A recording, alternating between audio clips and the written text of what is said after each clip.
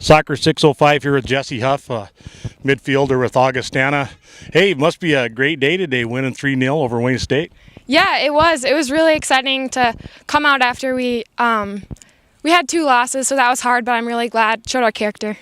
You know, I was filming your side of the field first half, and you created so many chances for your team down the left side, but it looked like that was one of their objectives at halftime, was to shut you down. Yeah, it's really hard when you have a good half. The other team is looking to really shut you down afterward, and you just got to keep persevering, and that's when you really can rely on your team to help you get some passes around those girls. You know, one of the things that happens though, when they focused on you over there, it left the right side open, and you guys had a lot of good attacks down the other side during the second half. Yeah. Our team is definitely an intelligent team, and we're good at recognizing those kind of things, and Barkus really coaches those. And so once we get into a mindset, we change it right away so that we leave the other team back on their heels. Mm-hmm.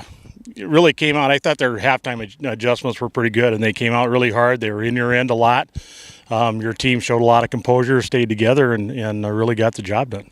Yeah, that's something our team has been working on for the last couple of years. It hasn't always been in our character as a team, but we're really working on building that and, just building a team that can do that every game and really, really keep coming strong every game and every half. Mm-hmm. You grew up over in Minnesota and chose Augustana, to come play and go to school at, and you're wearing a captain's armband now.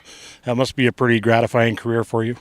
Yeah, I've worked really hard through high school. I wasn't one of the people who had their position just given to them, and I've always had to work, and I think that really helped me. When I came to college, I was ready to play and really struggle every day to get playing time, and I feel like that's something that's really big on our team.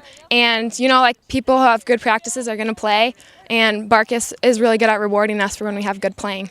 Well, absolutely, and the effort has to be something that you're a standout at practice in, because your effort definitely is a standout during the game.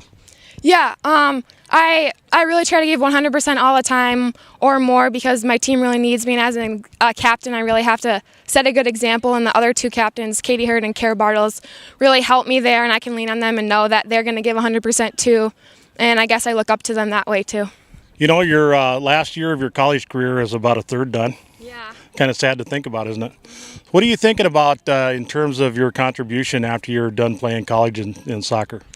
Done playing soccer in college. Mm-hmm. I guess that's something I've really been thinking about lately, which is really weird. And we've talked about it in leadership group, which is something we have every week for the leaders on our team to think about kind of what we want to leave behind in our legacy. And I guess I think about that a lot.